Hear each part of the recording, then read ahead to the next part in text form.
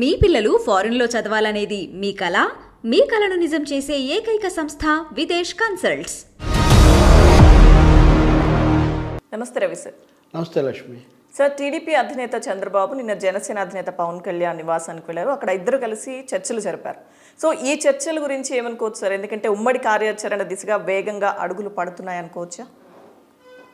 ఇద్దరు అధినేతలు కలిసేది అడుగులు వేయటానికే కదా, కలిసి వాళ్ళకున్న అవగాహన పెంచుకోవడానికి. కాకపోతే ఎన్నికలు తొందరగా వస్తాయని అంటున్న సమయంలో చంద్రబాబు నాయుడు ఒక 10 ఏళ్ల తర్వాత పవన్ కళ్యాణ్ ఇంటికి వెళ్ళి మాట్లాడడం, అది కూడా సుదీర్ఘంగానే జరిగినట్లు లెక్క మామూలు. కాబట్టి ఆ ప్రాధాన్యత ఎట్లాగూ ఉంటుంది.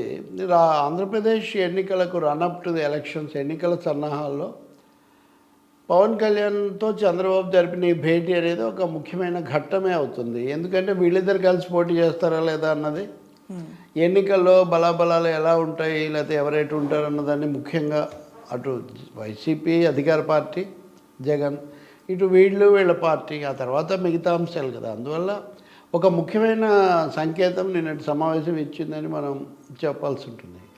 అయితే ఆ సమావేశం కూడా ఏదో చాలా ప్లాన్గా జరిగిందని కాదు. చంద్రబాబు నాయుడు ఒక విధంగా అకస్మాత్తుగానే వెళ్ళారు. అది కూడా సాయంత్రం బాగా లేట్, 7:30కో 7:40కో ఎప్పుడో. సో రేపు విశాఖపట్నంలో లోకేష్ యువగాళ ముగింపు అదంతా జరుగుతున్న నేపథ్యం కూడా ఉంటుంది. ఈ రెండింటికి మధ్యలో ఈ సమావేశం. అంటే ఆ సమావేశానికి పవన్ కళ్యాణ్ వస్తారని ఫస్ట్ రారని, తర్వాత రకరకాలు అయిన తర్వాత ఇప్పుడు వెళ్ళారు.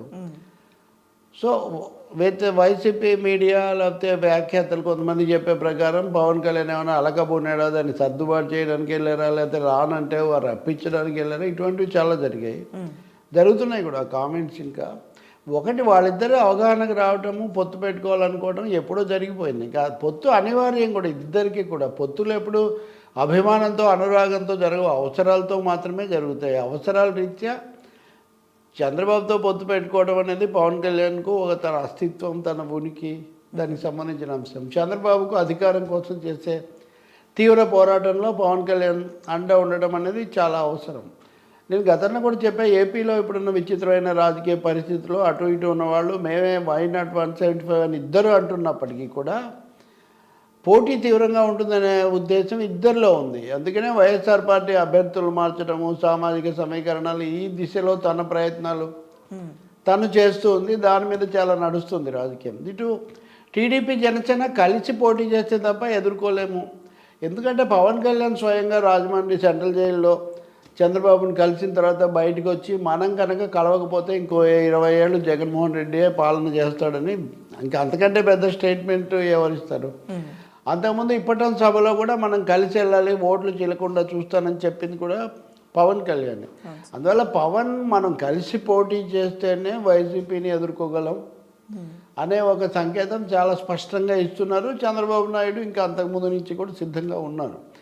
అందుకని ఈ కొనసాగింపుగానే నిన్న సమావేశం మనం చూడాల్సి ఉంటుంది. అయిన తర్వాత వాళ్ళు చేసిన స్టేట్మెంట్, ప్రకటన, ఇద్దరూ కలిసి అంతసేపు మాట్లాడినా ప్రజలకేం చెప్పలేదు. అంటే ఇప్పటికిప్పుడు చెప్పగలిగింది ఏమీ లేదని, లేదా చెప్పేటంత స్పష్టత రాలేదని మనం అనుకోవాల్సి వస్తుంది. చెప్పింది ఏంటంటే మా పొత్తు కుదిరింది, మేము కలిసి పోటీ చేస్తాం, విజయం సాధిస్తాం, ఇలాంటి జనరల్ టర్మ్స్లో. అది కూడా నాదెండ్ల మనోహర్తో చెప్పించారు. పవన్ అక్కడ ఉండి కూడా తను చెప్పకుండా మనోహర్తో చెప్పించారు. అంటే అంతే, ఇప్పటికి కథ అంతే నడిచింది, ఇంకా కొత్త మలుపు రాలేదని మనకు అర్థమవుతుంది. బట్ ఇద్దరు కూడా మేము కలిసి వెళ్తామనే ఒక సంకేతం. ఇంకా మిగతా వివరాలు, మిగతా కథ ఎండి తెరపై చూడండి అన్నట్టుగా అలా ఉంచారని మనం అనుకోవాల్సి వస్తుంది.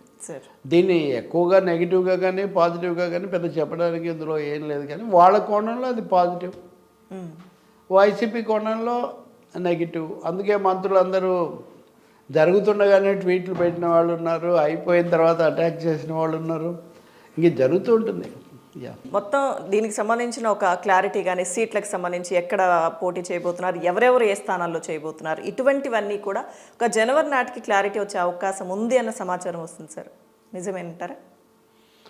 ఒకటి, ఎవరైనా ఇంతవరకు అభ్యర్థులు, ఇంకా ఎన్నికల నోటిఫికేషనే రాలేదు కాబట్టి అభ్యర్థులు అది రాదు. సీట్లు, ముఖ్యంగా ఎన్ని సీట్లు అనేది ఒకటి, నెంబర్ అండ్ ప్లేసెస్, అది తేలాల్సి ఉంటుంది.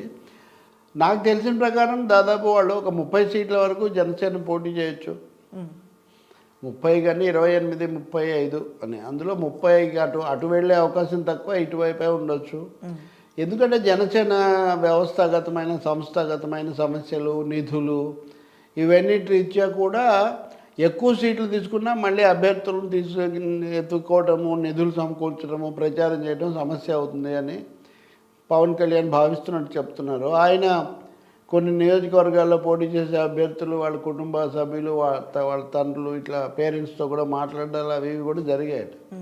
సో అందుకనే ఆయన సీరియస్గానే తనకు అవకాశం ఉండి అభ్యర్థులు ఉన్న చోట చేయటం అన్నదానికి పరిమితమయ్యే పరిస్థితి కనిపిస్తుంది. ఆ సంఖ్య 30కి ప్లస్ ఆర్ మైనస్ అనేది ఇంక సంఖ్య మీద పెద్ద ఇది లేదంటే కొన్ని ఛానల్స్లోనూ లేదా కొంతమంది నాయకులు చెప్తున్నట్టు ఏదో మాకు 50, 60 కావాలని సీట్ల సంఖ్య మీద తగాదా పడేటంత పరిస్థితి ఉండదు. అంటే పవన్ కళ్యాణ్కి ఉండదు, ఆయన అనుయాయులు ఫాలోయర్స్కి ఉండదా? జనసేనలో కాస్త హడావుడి చేసిన వాళ్ళు లేకపోతే ఖర్చు పెట్టిన వాళ్ళకు ఉండదు, వాళ్ళకు ఉంటే ఉండొచ్చు. కానీ ఆయన పార్టీ అధినేతగా మనం భరించగలిగింది ఇంతవరకు పరిమితం చేసుకుందామనే ఒక ఆలోచనలో ఉన్నట్టు కనిపిస్తుంది. మిగతా వాళ్ళు ఏంటి అనేది ఎన్నికల స్ట్రగుల్ మొదలైన తర్వాత రెబెల్సో లేకపోతే ఇంకా రకరకాలు ఉంటాయి. అది తెలుగుదేశం పార్టీకి కూడా ఉంటుంది. ఈ 30 మంది వరకు అభ్యర్థులను చేయొచ్చు అని. ఇంకా ముఖ్యమైనది పవన్ కళ్యాణ్ ఎక్కడి నుంచి పోటీ చేయాలనేది. చాలా వరకు ఆయన భీమవరం నుంచి పోటీ చేయాలనేదే అభిష్టం. 2 చోట్ల చేయకూడదు, మళ్ళీ అక్కడికి వెళ్ళి గాజువాకలో గతసారి ఫలితం ఒకటి. రెండో విషయం ఏమంటే 2 చోట్ల చేయడం వల్ల సీరియస్నెస్ తగ్గుతుందని. కానీ భీమవరం ఒకటే, గన్నవరం విమానాశ్రయం నుంచి భీమవరం వెళ్ళాలంటే 4 గంటల దాకా పడుతుంది. కాబట్టి ఇది ఏమి మన ప్రచారానికి లేకపోతే ఇతర కాన్స్టిట్యున్సీస్ కవర్ చేయడానికి అనుకూలంగా ఉండదు. కాబట్టి ఆ మధ్యలో ఏదైనా తాడేపల్లిగూడెం లాంటి సీట్ అయితే మంచిదేమో అనే ఒక ఆలోచన కూడా చేస్తున్నారని తెలుస్తూ ఉంది. ఇవన్నీ కూడా వాస్తవంగా అనుకునే నిజంగా ఉన్న సమస్యలే.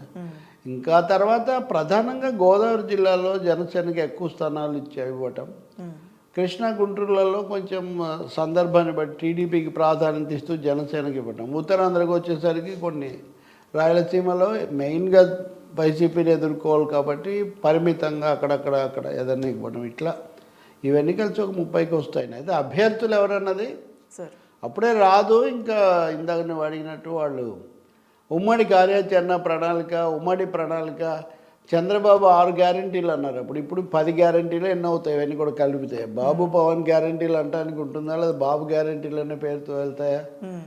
కాకపోతే జనసేన టీడీపీ గ్యారంటీలు అంటారా? ఇట్లాంటివి ఫైనల్ డీటెయిల్స్ ఇంకా రూపొందించాల్సి ఉంటుంది. సార్ అయితే మీరు అన్నట్టుగా ఇప్పుడు ఉమ్మడి మేనిఫెస్టో కూడా ఏదైతే సభలు వీళ్ళు ముందు నిర్వహించబోతారో ఆ సభ వేదికగా కానీ సభ వేదిక మీదే ప్రకటించే అవకాశాలు ఉన్నాయి అన్నట్టు కూడా కొన్ని వార్తలు వస్తున్నాయి సార్. ఇంకొకటి సీట్ల విషయానికి సంబంధించి కొన్ని సీట్ల వరకే బాబు పరిమితం చేసే అవకాశాలు ఉన్నాయి, మిగతా వాళ్ళకి ఎమ్మెల్సీలు ఇస్తామన్న దిశగా హామీలు అన్న స్థానాలు దాకా దాని మీద పెద్ద సందేహం ఏం లేదు. 30 స్థానాల వరకు ఇవ్వడానికి వాళ్ళు సిద్ధంగా ఉన్నారు. 30కి అటు ప్లస్ ఆర్ మైనస్. వీళ్ళు ఇంకా ఎక్కువ ఆశిస్తే సార్ ఒకవేళ లేదా I have answered this question. అంటే వాళ్ళు అంతకంటే ఎక్కువ తీసుకొని అభ్యర్థులు వెతుకోలేక అవస్థపడాలి అనే ఉద్దేశంలో వాళ్ళు లేరు. సో అయితే ఒక క్లారిటీ వచ్చేసినట్టేనా సార్ దాదాపుగా? క్లారిటీ అట్లా చివరి ప్రకటన వచ్చినప్పుడు వస్తుంది. రెండవది బీజేపీ ఫ్యాక్టర్ ఒకటి ఉంది. బీజేపీతో కలుస్తారా లేదా, బీజేపీ కలుస్తుందా లేదా అనేది. చంద్రబాబు నాయుడు ఇంకా బీజేపీ కోసం కొంత వెయిట్ చేద్దాం కొద్ది రోజులు అనే ఆలోచనలో ఉన్నాడు. పవన్ ఏమో ఆల్రెడీ బీజేపీతో ఉన్నాడు. ఆయన ఉన్నా కానీ బీజేపీ వాళ్ళు హైదరాబాద్ మన తెలంగాణ అసెంబ్లీ ఎన్నికల తర్వాత లోక్సభలో పొత్తు ఉండదని వాళ్ళు ప్రకటించారు. కాబట్టి ఇప్పుడు పురంధేశ్వరి సరిగ్గా వీళ్ళు మాట్లాడుతున్నప్పుడే ఆమె వెళ్ళి హరిరామ జోగయ్యని కలిసి పవన్ మాతో పొత్తులో ఉన్నాడు అని ఆమె ప్రకటించారు. కాబట్టి ఇక్కడ ఈ 3 పార్టీల మధ్య ఈ ట్రయాంగిల్లో కొన్ని సమస్యలు ఉన్నాయి. ఈ ముగ్గురు కాకుండా ఈవెన్ వైసీపీకి కూడా బీజేపీతో పరోక్షమైన మద్దతు లేకపోతే వాళ్ళ ఆశీస్సులు అవి ఉన్నాయి. కాబట్టి ఆంధ్రప్రదేశ్ రాజకీయాల్లో ఎన్నికలకు ముందు బీజేపీతో పొత్తు ఉండకపోవటం అనేది ఒక ఫ్యాక్టర్ కాబోతుంది. బీజేపీకి పెద్ద బలమేం లేదు, కానీ కేంద్రంలో ఉన్న అధికారం వల్ల వాళ్ళు చలాయించే ఆధిపత్యం ఒకటి, మూడు ప్రాంతీయ పార్టీల్లో కూడా జనసేన ఎన్డీఏలో ఉండటము, వైసీపీతో రాష్ట్ర ప్రభుత్వ పరంగా వాళ్ళకు ఉన్న సంబంధాలు, అటేమో చంద్రబాబు చేస్తున్న ప్రయత్నాలు, వీటిరీత్యా బీజేపీ ఇంకా కూడా కొంచెం టైం పాస్ కావాలని కాలం గడుపుతూ ఉంది. చంద్రబాబు అయితే మటుకు బీజేపీని వ్యతిరేకం చేసుకోకూడదు అన్న పూర్తి దీంట్లో ఉన్నారు. అది కూడా తేలితే తప్ప ఇంకా ఈ చివరి ఫైనల్ పిక్చర్ వస్తుంది. అది ఎలా చెప్తారు, చంద్రబాబే చెప్పాలి. జనసేన చెప్పే అవకాశం ఏం లేదు. ఎందుకంటే ఒకటి వాళ్ళు ఎన్డీఏలో ఉన్నారు, రెండు ఇదివరకే నేను బీజేపీ రోడ్ మ్యాప్ కోసం చూస్తున్నానని పవన్ కళ్యాణ్ చెప్పున్నాడు. కాబట్టి బీజేపీ మ్యాప్ ఏంటి తెలియదు మనకు. అందుకని ఈ ప్రశ్నలు ఉన్నాయి. ఎన్నిటికీ నిన్న రాత్రే సమాధానం వచ్చిందని కూడా కాదు. నిజంగా అయితే నిన్న రాత్రి లోకేష్ సభ దానికి వెళ్ళే ముందు, రేపు వెళ్తారనుకుంటా, ఇది జరిగింది. ఈ సభకు పవన్ కళ్యాణ్ వస్తాడని మొదట అన్నారు, తర్వాత రారు అని చెప్పారు. రారు అంటే వీళ్ళే వద్దనుకున్నారని తెలుగుదేశం వాళ్ళు ఒక కథనం ప్రచారంలో పెట్టారు. వాళ్ళేమో మేము వద్దనుకున్నామని, వాళ్ళు ఏదైతే వెళ్ళటం లేదనేది అయితే ఒకటి. ఆ సభలో లోకేష్ను యువ నాయకుడిగా చంద్రబాబు వారసుడిగా ప్రొజెక్ట్ చేస్తే అప్పుడు పవన్ కళ్యాణ్ పాత్ర ఏంటి అనేది కూడా ఒక ప్రశ్న వస్తుంది. జనసేన అధినేతగా తను ముందుండే ఒక పరిస్థితి సహజంగా జనసేన ముఖ్యంగా ఆయన అభిమానులు కోరుకుంటారు కదా.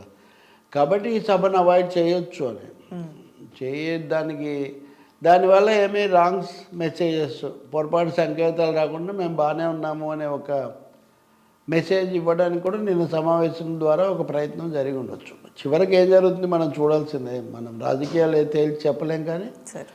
బట్ లోకేష్ తర్వాత నాయకుడు అంటే మరి పవన్ కళ్యాణ్ ఏంటి, సీఎం పదవి గురించి కూడా ఆలోచిస్తాము, మాట్లాడతాము, ఫలితాలు వచ్చిన తర్వాత చూస్తామని అంటున్న నేపథ్యంలో మరి అక్కడ చంద్రబాబు లోకేష్ అని ఆ లైనప్ క్లియర్ అయిపోతే మరి పవన్ కళ్యాణ్ ప్లేస్ ఎక్కడ ఉంటుందనే ఒక ప్రశ్న కూడా ఉత్పన్నమవుతుంది కదా. చూడాలి రేపు సభ ఎలా జరుపుతారో, అక్కడ ఏం మాట్లాడతారో. ఒకటి నిన్న సమావేశం తర్వాత నాయకులు ఇద్దరు మాట్లాడలేదు. మాట్లాడకపోవడానికి ఫోకస్ అంతా బిగ్ బాస్ మీద ఉండటం ఒక కారణం కావచ్చు, లేట్ అవ్వటం ఒక కారణం కావచ్చు. అంతకంటే ముఖ్యంగా రాజకీయ అంశాల్లో ఇంకా పూర్తి స్పష్టత లేదు, కొత్తగా చెప్పేది లేదు అనే కారణం కూడా కావచ్చు. అందువల్ల నేను అవాయిడ్ చేశారు. అధికారికంగా సమగ్రంగా వాళ్ళు ఏం చెప్తారు అన్నది కూడా మనం చూడాలి. సార్ ఇప్పుడైతే వైసీపీ చేస్తున్న ఆరోపణలు కూడా మనం చూస్తున్నాం కదా సార్. అంటే మొదటి నుంచి కూడా కలయికకి సంబంధించి వీళ్ళిద్దరి పొత్తుకు సంబంధించి కూడా అపవిత్ర కలయిక అని, ఎందుకంటే తెలంగాణలో బీజేపీతో పొత్తు పెట్టుకోవడం, ఇక్కడేమో ఏపీలో టీడీపీతో పెట్టుకోవడం. సో ఇవన్నీ ఎటువంటి పరిణామాలకు దారితీస్తాయంటే సార్ ఎన్నికల సందర్భంలో ఏ రకమైన ఇబ్బందులు తలెత్తే అవకాశాలు ఉండవా, ప్రభావం ఉండదంటారా? తెలీదు. నేను బీజేపీ గురించి ఇందాక చెప్పాను కదా, ఈ అంశాలన్నీ నేను ఇప్పటికే మీతో చెప్పాను. వాళ్ళు చివరికి ఏం వైఖరి తీసుకుంటారో తెలియదు. బీజేపీ విషయంలో వైసీపీ కూడా పూర్తిగా కాదని వ్యతిరేకిస్తున్నానని చెప్పగలిగిన పరిస్థితి ఏమీ లేదు. తెలంగాణ ఎన్నికల్లో బీఆర్ఎస్ దెబ్బతినడానికి బీజేపీతో వీళ్ళకి లోపాయికారి అవగాహన ఉంది అనే ఒక అభిప్రాయం ఓటర్లను చాలా ప్రభావితం చేసింది. అది ఓట్ల మీద కూడా ప్రభావం చూపిందని మనకు ఫలితాలు వచ్చిన తర్వాత అర్థమవుతుంది.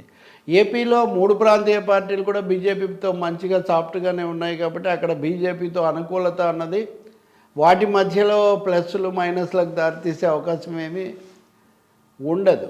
కానీ ఒక అనిశ్చితిని, అస్పష్టతను అయితే అది సృష్టిస్తూ ఉంటుంది.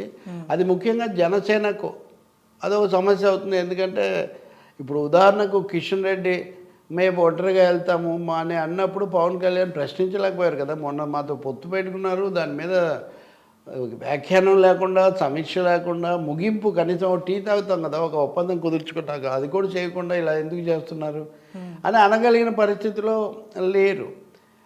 ఇంకా అలాగే వైసీపీ కూడా మేము అన్ని విధాలు సహకరిస్తున్నప్పుడు మీరు ఎందుకు ఇలా చేస్తారు అని అడిగే పరిస్థితి లేదు. ఎందుకంటే వాళ్ళ ఒప్పందం ఏం లేదు కాబట్టి, అది రాజకీయ అవగాహన తప్ప.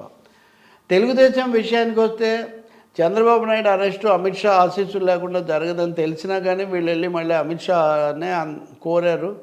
అయినా అమిత్ షా ఏం చెప్పలేదు ఇంతవరకు కూడా, ఈయన విడుదలయ్యారు. కానీ కాబట్టి వాళ్ళలో ఎవరిని బీజేపీ కూడా ఏమీ అనగలిగిన పరిస్థితి అయితే లేదు. దీన్ని అపవిత్ర కలయిక అని వైసీపీ దాడి చేస్తుంది. ఇంకా చెప్పాలంటే పవన్ కళ్యాణ్ ప్రభావం ఏమీ ఉండదు అని ఆయన పూర్తి తీసిపారేస్తూ మాట్లాడేవాళ్ళే ఎప్పుడు ఆయన గురించి ఎందుకు మాట్లాడుతున్నారు అంటే తప్పకుండా రాజకీయాల్లో వీళ్ళిద్దరి కలయిక ప్రభావం ఎంతో ఉంటుంది అనే అంచనా వైసీపీకి కూడా ఉంది, వైసీపీ నాయకత్వానికి. లేకపోతే పవన్ కళ్యాణ్ గురించి అసలు వాళ్ళు మాట్లాడకపోవచ్చు. చంద్రబాబు కంటే వాళ్ళు ఎక్కువ పవన్ కళ్యాణ్ గురించి మాట్లాడుతుంటారు కదా. అంటే అదొక వ్యూహం, వాళ్ళ వ్యూహంలో పవన్ కళ్యాణ్ వాల్యూ అడిషన్ చంద్రబాబుకి ఏం జరుగుతుందో దాన్ని దెబ్బతీయాలి అనేది ఒకటి. ఆయన అనుయాయులుగా ఉన్నవాళ్ళు, ఆయన సోషల్ గ్రూప్ ఎవరు బలపరుస్తారో వాళ్లకు దీన్ని ఈ రాజకీయ స్వభావాన్ని చెప్పడం ద్వారా న్యూట్రలైజ్ చేయాలని కూడా వైసీపీ భావిస్తుంది. ఇక ఎవరి ఎన్నికల్లో ఎవరెవరితో కలుస్తారని, ప్రత్యర్థులు ఎవరితో కలుస్తారన్నది వైసీపీ ఏమి నిర్ణయించలేదు. అలాగే వైసీపీ ఒంటరిగా వెళ్ళడం ఏంటి, ఎవరైనా కలుపుకొని వెళ్ళండి అని చెప్పే అది అవకాశం తెలుగుదేశం పార్టీకి కూడా ఉండదు. ఏపీ, నేను అందుకే మొదటి చెప్పినట్టుగా ఏపీ రాజకీయ దృశ్యాన్ని ప్రధానంగా 4 స్తంభాలాట అనుకుంటే ఈ ముగ్గురు కాకుండా బీజేపీ కూడా కలిస్తే ఈ నలుగురి మధ్యలో ఒక గేమ్ నడుస్తుంది. ఈ గేమ్ ఫైనల్ షేగా ఇవ్వాల్సింది ఓటర్లే. కానీ ఈ పార్టీల్లో కూడా బీజేపీ ఇంకా తన విధానం తేల్చలేదు కాబట్టి అప్పటి వరకు ఒక అనిశ్చిత అయితే ఉంటుంది. సరిగ్గా ఇలా జరుగుతున్నప్పుడే మరి పురంధేశ్వరి వెళ్ళి పవన్ కళ్యాణ్తో మేము పొత్తులో ఉన్నామని హరిరామ జోగయ్యకి చెప్పడం ఏంటి? హరిరామ జోగయ్యకి చెప్పడం అనేది సోషల్ యాంగిల్ కూడా ఉంది దాంట్లో. ఆయన కాపు సంక్షేమ సమితి పెద్దగా పవన్ కళ్యాణ్కు శ్రేయోభిలాషిగా సలహాదారుగా ఉన్నారు, అందరికీ తెలుసు. మరి ఆయన దగ్గరికి వెళ్ళి పురంధేశ్వరి కలుస్తున్నారే. కాబట్టి చాలా జరుగుతుంది ఏపీలో, మచ్ హ్యాపెనింగ్. వైసీపీ విషయానికి వస్తే ఆళ్ళ రామకృష్ణారెడ్డిని ఆయన రాజీనామా చేసిన తర్వాత ఎంతమందిని మారుస్తారు, దాని ఫలితం ఏంటి, దాని మంచి అడ్లు, ఆ తర్జన భర్జన ఒకటి జరుగుతుంది కదా. కానీ ఆ ప్రభావం ఏమి జగన్మోహన్ రెడ్డి అధ్యక్షుడిగా, ముఖ్యమంత్రిగా ఆయన కానీ లేకపోతే నాయకత్వం కానీ వాటి మీద ఏమి పెద్దగా హడావుడి పడి వాళ్ళేం దాని మీ గురించి వ్యాఖ్యానం చేయట్లేదు. మేము దూసుకుపోతాం, మాకు అనుకూలత ఉంది. ఇప్పుడు ఈరోజు కొత్తగా ఆరోగ్యశ్రీని కూడా 15 లక్షల నుంచి 25 లక్షలకి ఏదో పెంచుతూ ముఖ్యమంత్రి ఒక కొత్త కార్యక్రమం కూడా తీసుకున్నారు. సో నా సోషల్ జస్టిస్ ప్లాన్కు, నా సోషల్ వెల్ఫేర్ మెజర్స్, ఇవి వెల్ఫేర్ మెజర్స్ చాలు అనే విధానంతో ఆయన ఉన్నారు. సో ఇంకెవరెవరు చతురంగ బలాలు వాళ్ళు సమకూర్చుకుంటున్నారు, ఎవరెవరి ఆయుధాలకు వాళ్ళు పదును పెట్టుకుంటున్నారు. ఈ క్రమంలో ఒక విధమైన ఎదురుదాడికి గురై కొంచెం రాజకీయంగా తీవ్ర సవాలు ఎదుర్కొన్న తెలుగుదేశం ఎలా కాలు చేయి కూడగట్టుకుంటుంది. జనసేన ఇంతవరకు ఎలా ఎన్నికల రంగంలో ప్రధానంగా ఓటమి చూస్తున్నటువంటి జనసేనని ఎలా నిలదొక్కుంటారు అన్నది మనం కొద్ది రోజుల్లో మనం చూడాలి. బహుశా వాళ్ళు ఉమ్మడి ప్రణాళిక విడుదల చేసే సమయంలో ఇలాంటి వివరాలన్నీ రావచ్చు. కానీ బీజేపీని వీళ్ళెవరూ వ్యతిరేకించే అవకాశం అయితే దాదాపు కనిపించటం లేదు. సార్, ఈ వేచి చూసే ధోరణి అంటే చంద్రబాబు వేచి చూస్తున్నారు బీజేపీ కోసం అని చెప్పారు కదా, కొన్నాళ్ళు ఎదురు చూడట్లేదు. మనం ముందుకు తలుపు తీసే ఉంచామంటున్నాడు. తలుపు తీసే ఉంచి ఇక్కడ కూర్చొని మాట్లాడుకుందాం, ఇదిగో వాళ్ళు కూడా వస్తే ఆ కుర్చీ వేద్దాం, కుర్చీ వాళ్ళదే కాబట్టి ఈయన ఎక్కర్లేదు. కాబట్టి మనం ముందుకు పోతూనే వాళ్ళ కోసం అంటే ఒకటి చెప్పొచ్చు. దీన్ని బట్టి బీజేపీకి చాలా ఎక్కువ సీట్లు ఇవ్వడం అనే ఆలోచన అయితే చంద్రబాబు దగ్గర లేదు. వాళ్ళ కోసం 4, 5, 6 అట్టి పెట్టి ఉంచుదాము, తర్వాత అవి తేలినప్పుడు తేలుతాయి అనే భావం ఉంది. బీజేపీకి కూడా గోదావరి జిల్లాలోనే గతంలో ఎమ్మెల్యే సీట్లు, ఎంపీ సీట్లు వచ్చి ఉన్నాయి కూడా. కాబట్టి గోదావరిని గెలుచుకోవడానికి కూడా బీజేపీ కలిసి వస్తే మంచిదనే ఒక అంచనా కూడా చంద్రబాబు నాయుడుకు ఉండొచ్చు. So all roads lead to Rome అని ఆయన ఆలోచనలన్నీ కూడా ఎక్కువ ఓట్లు తెచ్చుకొని ఎక్కువ సీట్లు తెచ్చుకోవటం అన్నది ఇప్పుడు చాలా జీవన మరణ సమస్య వైసీపీని ఎదుర్కోవటం అన్నది. ఇప్పుడు కనుక మనం మరీ వెనక్కు మన సత్తా దాడకపోతే చాలా దీర్ఘకాలంలో కోలుకోలేమన్నది. ఇప్పుడు బీజేపీ కూడా తెలుగుదేశాన్ని దెబ్బతీయాలనుకుంటుందా లేదా అన్నదాన్ని బట్టి వాళ్ళ వ్యూహం నిర్ణయం అవుతుంది. మళ్ళీ కోలుకోవడానికి మనం ఎందుకు సహకరించాలి అని అనుకుంటుందా? కానీ దక్షిణ భారతదేశంలో వాళ్ళకి ఎక్కడ ఠికానా లేదు కాబట్టి పెద్దగా, కర్ణాటక తప్ప, తెలంగాణ లేదు, కొద్దిగా వచ్చారు, బలంగా లేరు, ఆంధ్రప్రదేశ్లో లేరు. కాబట్టి ఎలాంటి వ్యూహం తీసుకుంటుంది బీజేపీ అనేది ఇంకా మనకు తెలియదు. బీజేపీ వ్యూహం ఎందుకంటే ఓట్లను బట్టి, సీట్లను బట్టి మాత్రమే కాదు, వాళ్ళకున్న కేంద్రంలో వాళ్ళకున్న ఆధిపత్యాన్ని బట్టి. Thank you sir.